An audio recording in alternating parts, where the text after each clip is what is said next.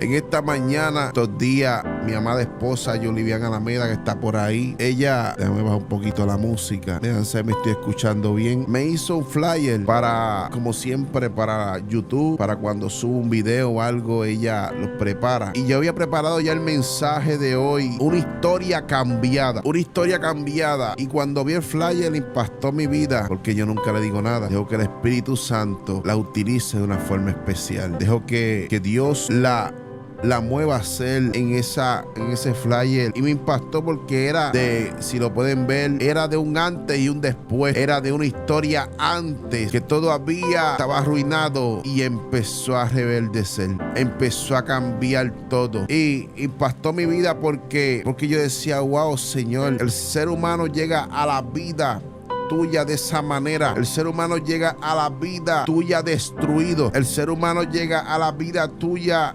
lleno, seco, arruinado, sin nada, y tú le das vida. Tú cambias tu historia. En esta mañana, si tienes a alguien a tu lado, dile una historia cambiada. Cuando vemos en la historia de la tierra, en la historia de los años, cuando vamos a la escuela, a la universidad, vemos que hay hombres que cambiaron la historia de otros. Vemos que hay hombres que cambiaron la historia del mundo con la tecnología, muchos con medicamentos, otros con diferentes recursos, el automóvil.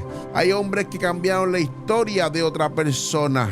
¿Por qué razón? Porque quizás ese hombre era un gran ingeniero que tenía ideas, pero otro hombre fue que se unió con él para hacer el primer auto, el primer avión, para hacer todo lo que podía, por medicamentos para la alta presión, para el azúcar, para el cáncer. Esos hombres cambiaron la historia. El que creó la electricidad, el que creó la internet, por donde ustedes no están viendo. La tecnología, los recursos que el ser humano tiene, fueron unos hombres que cambiaron la historia de otro. Pero ¿qué pasa? La historia del ser humano siempre se basa en que le quitan más de lo que le suman. ¿Por qué razón? Porque cuando vemos en la historia, vemos que una nación quiera conquistar otra nación, que un pueblo quiera conquistar otro pueblo, que un mundo quiera conquistar otro mundo, que un hombre quería gobernar sobre encima de otro. Pero nunca ellos querían que cambiar la historia de una forma que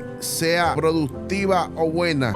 Siempre había algo que dañaba lo que ellos estaban haciendo. Cuando vemos la energía eléctrica ahora mismo y vemos que todo el mundo está poniendo placas solares, pero cuando te das cuenta que al final de todo eso que te pagas más por el servicio y tienes que cobrar mucho más para poder sostener ese servicio y no pagar. Cuando vemos que los medicamentos cada día están más caros por las enfermedades que siguen saliendo, vemos que hay hombres que cambian la historia, pero de una forma positiva. Cuando vemos que hay hombres que te dicen, mira, yo voy a cambiar tu historia porque te voy a dar un empleo que tú vas a estar bien económicamente, y esa persona te da el empleo, pero no te da lo que te prometió, y no cambia la historia, como te dije. Cuando vemos que empezamos a ver en nuestro caminar depresiones, momentos difíciles que a veces uno no se lo esperaba, que a veces uno decía,